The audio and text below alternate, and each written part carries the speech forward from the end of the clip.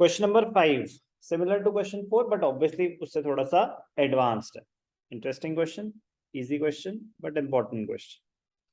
तो कॉन्सेप्ट्स बढ़ते जाएंगे बढ़ते जाएंगे बढ़ते जाएंगे. तो जो पुरानी चीज सीखी है वो आती होगी तो ही आगे कर पाओगे.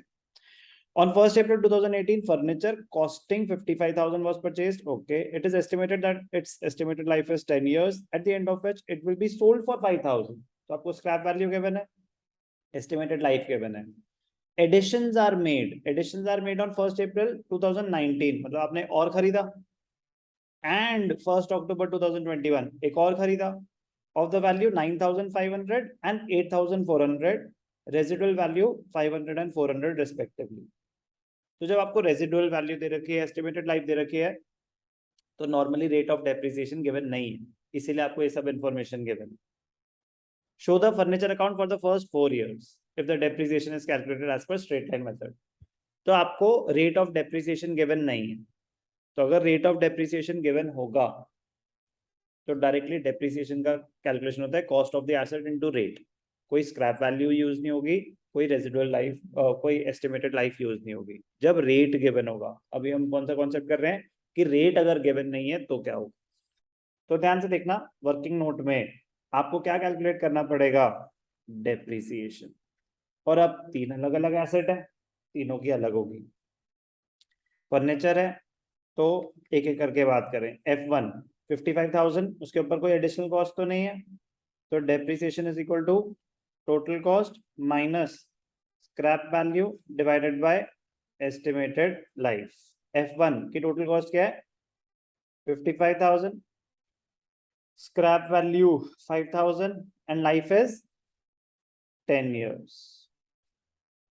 तो 50,000 डिवाइडेड बाय 10 क्या आ गई, 5,000. क्या है ये, इसको बोलते हैं एनुअल डेप्रिसिएशन, ये साल की है.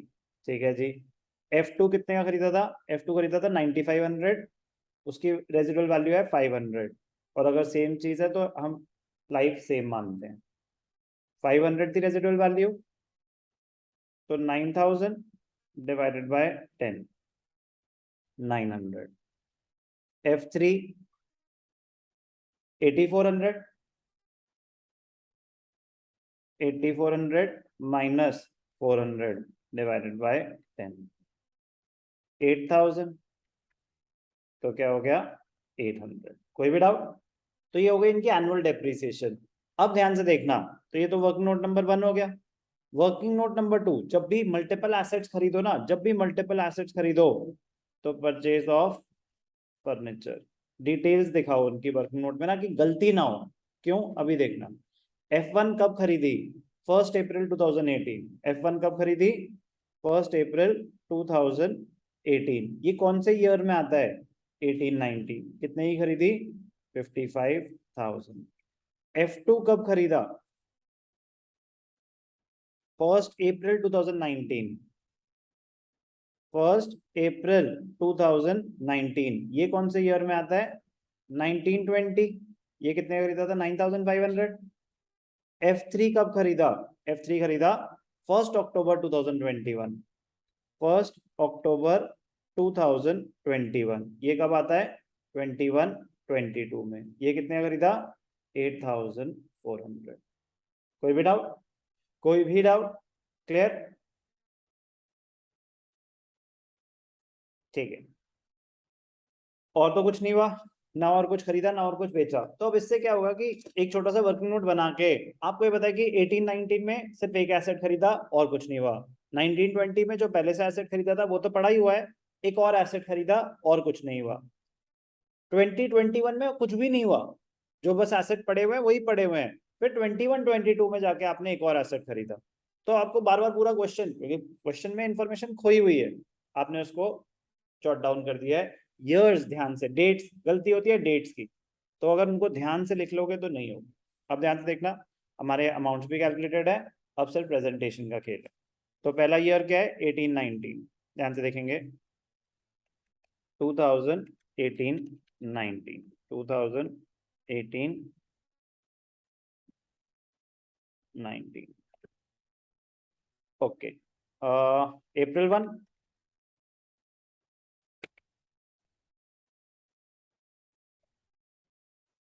To balance, sorry balance, to bank account.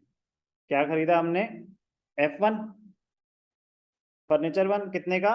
55,000। क्या इस साल कुछ और हुआ? नहीं हुआ, बस एसेट डेप्रिशिएट हो जाएगा बाय डेप्रिसिएशन। तो वर्किंग नोट में हमने दिखा रखी है, ठीक है ना। तो F1 वर्किंग नोट्स कितनी? 5,000। March 31st by balance carried down. अभी हमारे पास सिर्फ और सिर्फ क्या है? F1, उसकी वैल्यू क्या आ जाएगी? 50,000। कोई भी डाउट? कोई भी डाउट?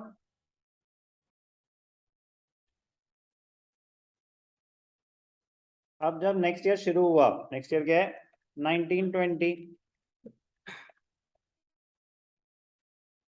April 1 आपके पास पहले से टू बैलेंस BD F1 पड़ा हुआ है। F1 कितने का है? 50,000। F1 कितने का है? 50,000।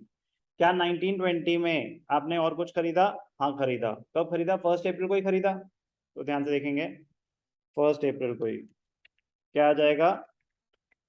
टू बैंक अकाउंट एक और एसेट खरीदा। कितने का खरीदा? 9,500। क्या और खरीदा? नहीं। अब सीधा at the end of the year depreciation होगी बाय डेप्रिसिएशन। अब ध्यान से देखना, आपके पास दो एसेट्स हैं, F1 और F2।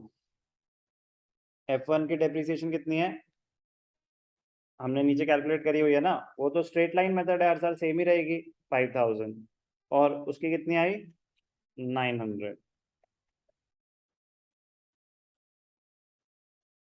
कोई डाउट? 5,900।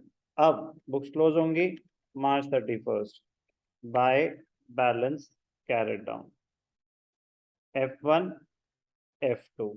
F1 50,000। जब साल शुरू हुआ तो एसेट की वैल्यू क्या थी? 50,000।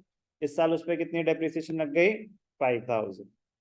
आपकी रेफरेंस के लिए, आपको लिखने की जरूरत नहीं है, बट अंडरस्टैंडिंग के लिए, जब साल शुरू हुआ तो एसेट की वैल्यू थी 50,000। इस साल उस पर कितनी डेप्रिसिएशन लग गई? 5,000। दूसरा एसेट कितने का था? 9,500। इस साल उस पर कितनी डेप्रिसिएशन लग गई? 900। तो 8,600। तो एसेट की वैल्यू क्या रह गई? 53,600। कोई भी डाउट अभी तक? किस किस का यहाँ तक सही था? गलती कर दी? कोई बात नहीं, बट समझ आया? कोई भी डाउट? अब नेक्स्ट ईयर शुरू हुआ, 1920 के बाद नेक्स्ट ईयर कौन सा है? 2020-21। April 1 टू बैलेंस BD क्या पड़ा है मेरे पास? F1 और F2। F1 की वैल्यू क्या हो चुकी है? 50,000। F2 की वैल्यू क्या है? 8,600। एसेट की वैल्यू क्या है? 53,600। क्या 2021 में आपने और कुछ खरीदा? नहीं। 21-22 में बेचा, तो 2021 में हमने और कुछ नहीं खरीदा, तो बट एसेट तो यूज हुआ, तो एसेट की डेप्रिसिएशन आ जाएगी bye depreciation. F1 F2। F1 की डेप्रिसिएशन क्या है? 5,000। F2 की क्या है? 900। Straight line method, same depreciation every year. Books close हो जाएंगी March 31st by balance carried down. F1 F2। F1 45 minus 5, मुझे लिखने की जरूरत तो नहीं है, आप कैलकुलेशन। 86 माइनस 9। अभी तक किसी को कोई भी डाउट?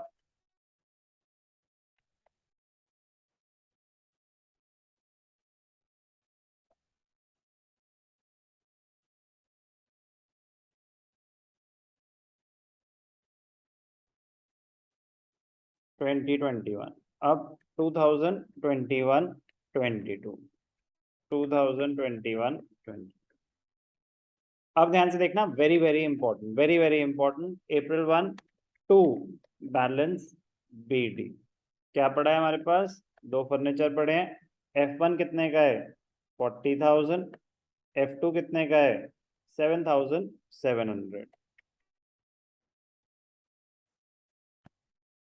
अब क्या हुआ, 21-22 में हमने एक और एसेट खरीदा, लेकिन ध्यान से देखेंगे कब खरीदा, 1 अक्टूबर। 1 अक्टूबर को खरीदा, तो वो उस साल सिर्फ 6 महीने के लिए यूज हुआ होगा, यस और नो। तो एसेट खरीदा तो डेबिट साइड पे आएगा, October 1। टू बैंक अकाउंट क्या खरीदा, F3 खरीदा, 8,400। अब ध्यान से देखना, very very important point, at the end of the year जब डेप्रिसिएशन लगेगी bye depreciation, F1, F2, F3, F1 पूरे साल यूज हुआ है तो 5,000, F2 पूरे साल यूज हुआ है 900, F3 की डेप्रिसिएशन कितनी है 800, बट वो तो पूरे साल की है, तो बी केयरफुल। F3 की डेप्रिसिएशन क्या हो जाएगी, 800 इंटू 6/12। क्यों, क्योंकि आपने अक्टूबर में खरीदा है, तो ये एसेट तो सिर्फ और सिर्फ 6 महीने के लिए यूज हुआ होगा। बुक्स क्लोज कर देंगे March 31 by balance carried down, F1, F2, F3। F1 40,000 minus 5,000, F2 7,700 minus 900, F3 8,000 minus 400। उसको 400 ही था, 800 ही था, ठीक। तो एसेट की वैल्यू क्या आ गई टोटल। ऐसे प्रेजेंटेशन का ध्यान रखना, ऐसे इंडिविजुअली दिखाएंगे फिर टोटल भी दिखाएंगे, बेस्ट पॉसिबल प्रेजेंटेशन। तो ये था एसेट अकाउंट फॉर 4 years। 35, 6,800 और 8,000। तो एसेट की वैल्यू क्या चाहता है, 49,800, 49,800, ठीक है। डेप्रिसिएशन 5,000, और मतलब वो तो डिफरेंट डिफरेंट ईयर्स के है, तो फर्स्ट ईयर की 5,000 ओके है, सेकेंड ईयर की 5,900 ओके है, थर्ड ईयर की भी 5,900 ये भी ओके है, फोर्थ ईयर की 6,300 ये भी ओके। ज्यादा कुछ नया नहीं था, बट इम्पोर्टेंट है, ये इजी में आता है डेप्रिसिएशन के, so be very very careful while doing depreciation.